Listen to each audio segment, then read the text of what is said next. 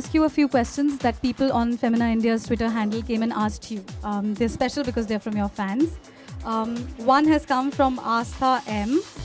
She asks you about how it feels to be featured on the cover of Femina's 55th anniversary issue. It feels great. I always feel like an anniversary issue is always very special, considering it's the 55th anniversary issue. It's always a very big deal. Whatever or whatever Femina does for that issue is considered special for them. So it's very I feel very honored and I feel very privileged to be the one on the cover. The shoot itself was a very, very memorable experience for me. It's been my quickest shoot almost, but it's also been the most different shoot that I've done till date.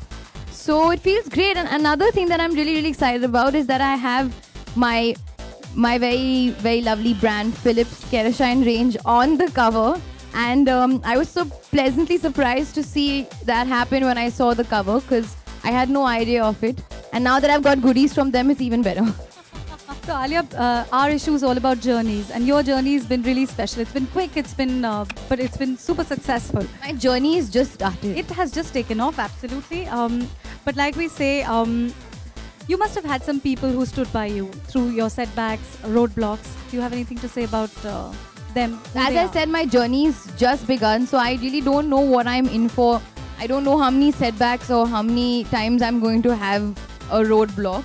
But definitely I do have many journeys to be inspired from and to look up to, and people to look up to.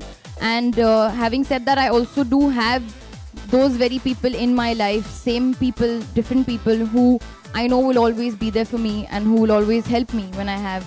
First and foremost, of course, my family. I think I've mentioned in the interview as well that everybody in my family is crazy and we all add to each other's craziness.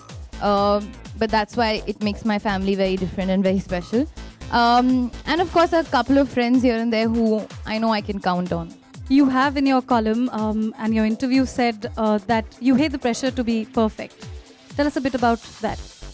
It is a pressure, yeah, now. Like today I'm not feeling good. I'm feeling really sick and unwell.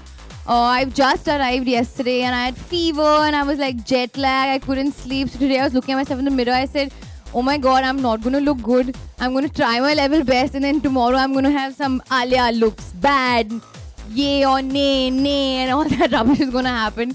So that's what I mean by pressure, that after traveling and after not feeling good, sometimes you just don't look good and it's okay. But you have to. So I'm trying here.